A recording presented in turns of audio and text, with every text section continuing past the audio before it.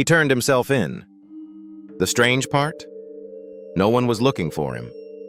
A man in his mid-40s showed up at the prison gate.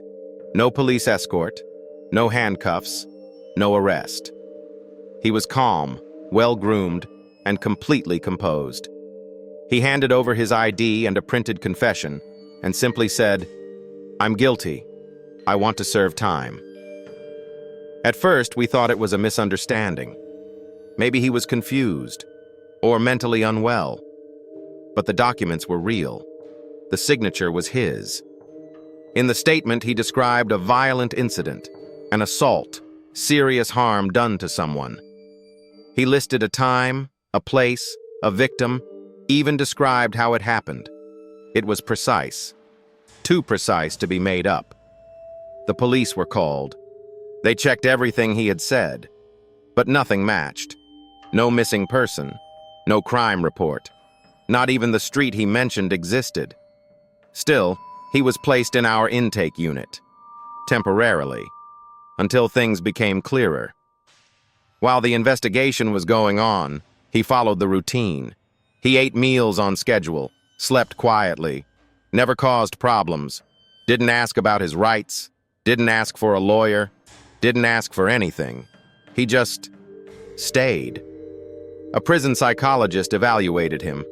Mentally, he was stable. No signs of distress, no delusions, no psychosis. He understood where he was and why. When asked why he came, he said, "I've done something wrong. I need to pay for it, even if no one else knows."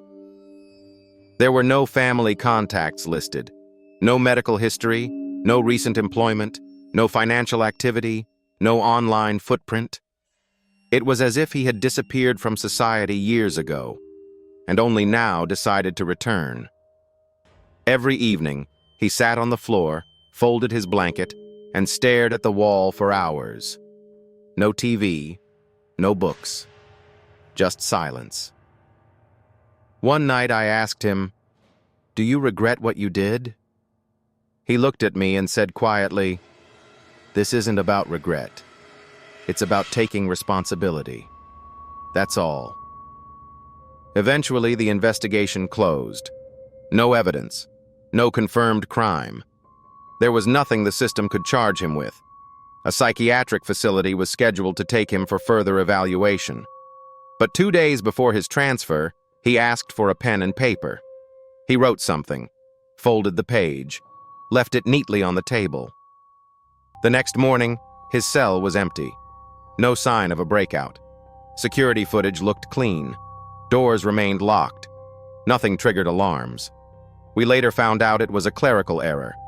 He had been accidentally transported to a nearby detention center.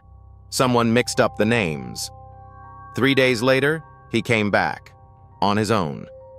He walked in, handed his ID to the front desk and said, "Please don't send me away again." He was reevaluated by the doctors.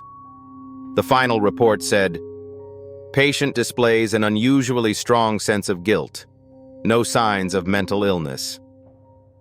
2 months later, he was released.